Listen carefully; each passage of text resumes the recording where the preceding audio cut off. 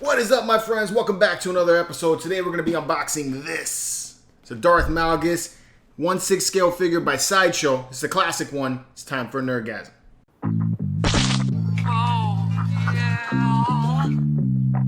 Thanks for joining me, guys. Welcome back to another episode. If this is your first time on the channel, please like, subscribe, and turn on notifications so you can stay up to date on all of our content. So yeah, guys, we're unboxing this right here. This is a 1/6 scale Darth Malgus figure by Sideshow.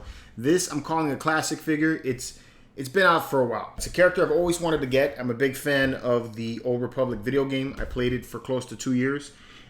This character right here was pitched as being the villain of the series, but it really depends on which side you played on. If you were playing Sith, then he would be a hero. But if you're playing the Jedi or the Republic, then he would obviously be a villain. And if you played long enough, they actually joined forces at one point all to go against Revan. So it's neither here nor there whether he's bad or good. It's just a point of view. A certain point of view? But I'm pretty excited to get him out of the box. I was able to find this one at Man of Action Figures down in South Miami. South Miami. Way down there by Homestead. So if you guys are ever down in that area, that is a very cool store to go check out. It's quaint, but it has a lot of awesome pieces in there. A lot of classic pieces that you may be missing and you haven't seen in a long time.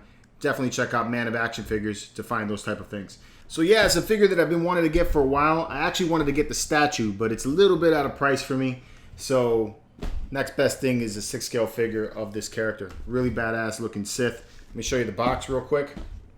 So you have Darth Malgus here on the front. This is part of the Old Republic art that they had when they released the game. It says Darth Malgus on the side. Darth Malgus again on the back here. And then you have Darth Malgus again on the side here, just the logo itself. What's in the box? Alright, so you get 2 layers in the packaging. This actually sits below the figure here on the right. So let me just show you real quick all the different accessories that you get. First thing, of course, is the lightsaber. Let's see if I can pop that out there. Not causing too much issues. There we go. Alright, so you get a lightsaber. And there's the detail on that. Looks pretty freaking good. I don't know if it lights up yet, but I'll look into that and see if it does. I hope it does, because that would make it so much cooler. You get a lightsaber that does not have the blade installed, so you could have it, I guess, either at the hilt or displayed on his side, or maybe just, not ignited. But there you go. All right, and you get a couple of hands that have him looking like he's doing like a force push. Nice detail on that. The digits are a little bit flexible, but they don't pose, so it just looks like that. You get some nice detail there. The paint job looks really good. You get a couple of halfway closed hands looking like he's doing maybe like a force choke or like he's trying to force grab something. So there you go. Same as before, the digits are a little bit flexible, but they don't pose. You can't move them in any kind of way. This peg here does move though, and that's what plugs into the wrist. Alright, and then you get a couple of closed hands, so you can have him holding the lightsaber. So you get one like that, and one like that. So you can have him holding it in either hand. Alright, and then in the top layer is Darth Malgus, and then you also have his mask. You can have as an optional display. So if you want to wrap that around his face, you can make him look like that. Or you can have him just straight up without it. And have sporting that ugly mug that he's got. The detail on this is outstanding, man. They did a great job with that portrait. It looks just like the character from the video game. Love the scarring that they did here on the face. Really nice paint job there. Looks like he has some hands already installed. So you have the actually closed fist hands. You get some plastic here to protect the armor for when it's shipping and everything. So I'll take that all off when we get ready to post. The pieces feel like rubber. So this feels like it's rubber for the armor areas. And you get some posability here. So it looks like everything moves. I'll go over that in just a second, but I just want to give you a close-up of the detail of the suit. Look at all the stitching work they did here in the suit here. Nice work on that. Very, very cool. Really like the details they went into this, man. He's looking really good. He even did some scuffing and wearing here on the boots. Very, very awesome.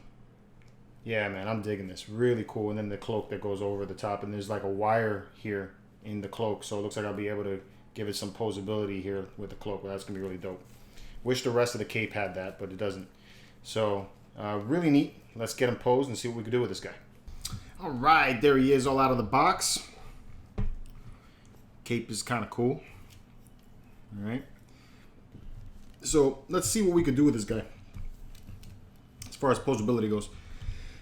Starting from the head, see if we can he could turn up like that, so he has that much flexibility, posability, articulation. Got to use the right words. All right, so that's about as far as he can look down. All right, you can turn his head all the way there, all the way there. You can even go all the way backwards if you want to. All right, so you got a good amount of play in the head. At the waist, he doesn't have anything. All right, nothing. You can't go up, down, around, or nada. You can't even twist at the waist. All right, so there's no posing here at his waist. That kind of bites. All right, the arms can go about that far up. All right, wrist can obviously twist, and then you can have some extending in the wrist, so you can go back and forth with it. Okay. In the right arm, I can have some flexibility here in the elbow, so I can twist, I can make his hand come up about that far. All right, seems to be only a single joint there, so about as far as you can get him, because the armor, it keeps it from going too far. So that's about as far as you can get there. On the right arm, I'm assuming that there is also, there it goes, I just had to find it. So you do the same thing with the right arm. You can take and extend it, and you can make a curl like that. But it seems to be only a single joint, so there's no double joint there to get a closer pull to the face. You know, that's about as far as you can get. Okay. Legs can go about that far up. All right. They can extend out like that.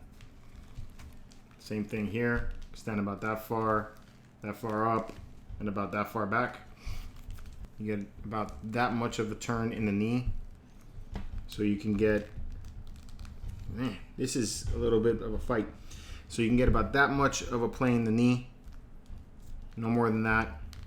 The joints in the wrist, in the ankle, see if you got anything there. You can twist the foot around like that, so it looks like there's a peg right up here, but there's no play in the ankle at all. So you can't do anything. You know, you can't go side to side, you know, or upward and down, like extending the ankle. So there's none of that either. So it seems to be very limited in what you can do with the posing on this guy. So I'm gonna be interested to see what we can do. So let's see what kind of poses I can get him into, and then I'll give you my thoughts about what I think about this figure. Let's get to it. Strike the pose. There's nothing to it. All right, so there's the first pose that I got him in. I actually had to break out the stand that comes with it because he doesn't balance very well once you start to pose him. The legs and everything feels very loose, so he tends to fall backwards, so that kind of bites. The lightsaber also doesn't light up, and then I have him with this extending hand, kind of like that scene he was in when he was first shown in the trailer for the Old Republic, where he was like shooting force lightning, so he kind of like pulled back and he fired out. So I thought that was kind of cool to put him in this kind of pose. But there's some limitations. Since you don't have any movement in the ankles, and the knee movement is also very limited, he just tends to tip over. And since there's no movement in the waist, you can't get a counterbalance. So that kind of bites as well. So I can't see trying to display this without the display stand, unless you're going to have him in a straight standing pose. All right, and here's another pose where he's got more of a two-handed lightsaber hold, kind of standard hold. Same thing, he doesn't balance well, so he kind of tip forward. I have to use the stand in order to get him in these type of these poses. And what I was trying to do was mimic a scene from the video game where he actually had the saber turned more like this, you know, and you can see the wrist pops out. It doesn't really allow for some of these poses that he had in the game. You can't twist the waist back, so you won't be able to get the right motion that he had when he was aimed forward like that, trying to drive his blade into the Jedi.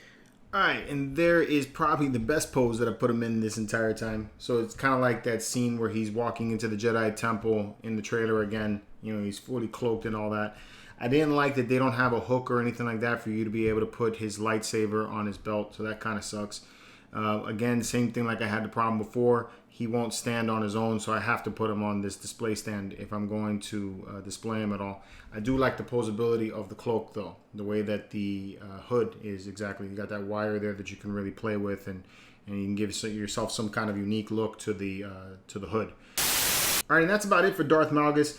My overall thoughts on it is that I really like the way the figure looks. It has a nice, impressive appeal to it. I like the sculpt and all that.